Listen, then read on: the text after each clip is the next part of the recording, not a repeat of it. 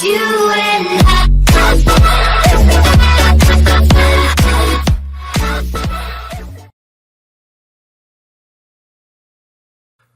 All right, now we're going to talk about some of the risks to private cloud deployments.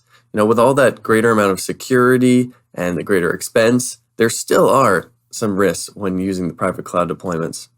All right, the learning objectives for this lesson are really describe the common threats to private cloud, convey the significance of these threats, and then describe many of the common countermeasures to these risks.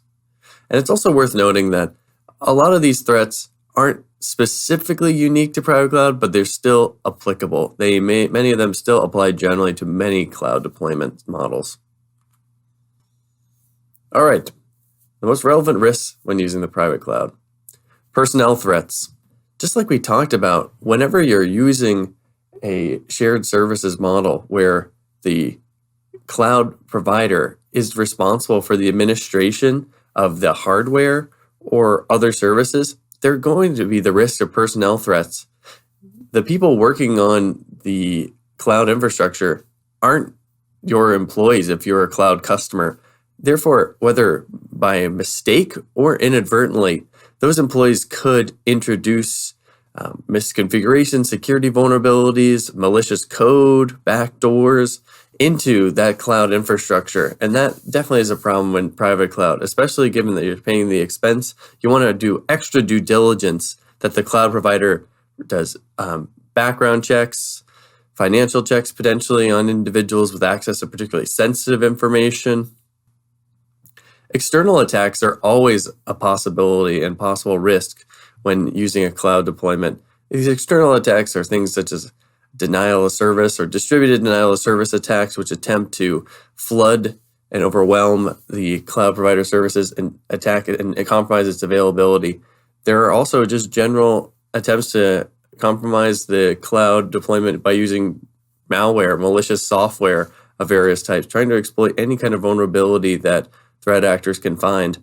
And this is really an ongoing battle where you must continue to monitor and ensure that there's appropriate logging, monitoring, incident response, as well as that there's appropriate patching and configuration of the private cloud to ensure that vulnerabilities are mitigated as quickly as possible and that there really are appropriate controls to prevent an attacker from exploiting a vulnerability and doing more damage than that they could in the cloud.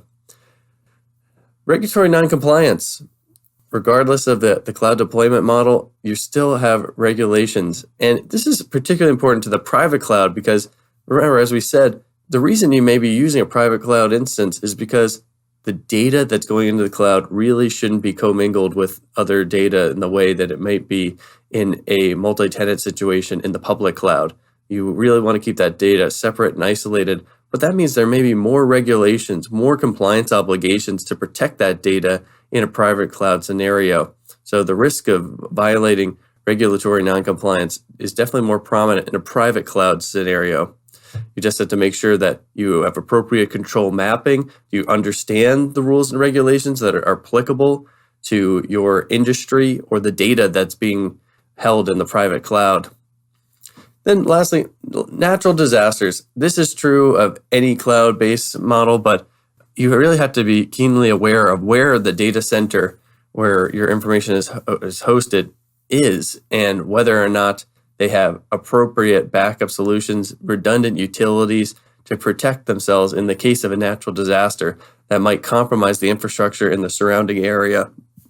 As well as that you may have configured your disaster recovery and backup solution to be geographically dispersed areas that have either different or at least separate risks when it comes to natural disasters to ensure that you maintain business continuity and availability of your solution in the private cloud.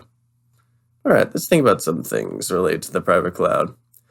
How do the risks of the private cloud deployment compare to the public cloud? Well, many of these were the same. The personnel threats, that's something that's the same because the administration of the underlying hardware is being done by the provider.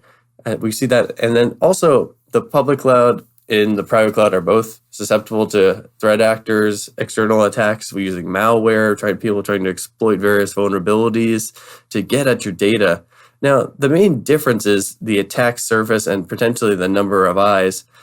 In the public cloud, there's so many people's data out there that it could be attracting more attention. And there's also a greater attack surface because you're relying on virtualization. And we talked about many of the attacks that are designed at compromising the hypervisor. Now, those things exist in the private cloud, but it's really, you aren't going to be worried as much as someone compromising an instance and being able to escalate privilege and get access to your data. Your data is the only thing out there.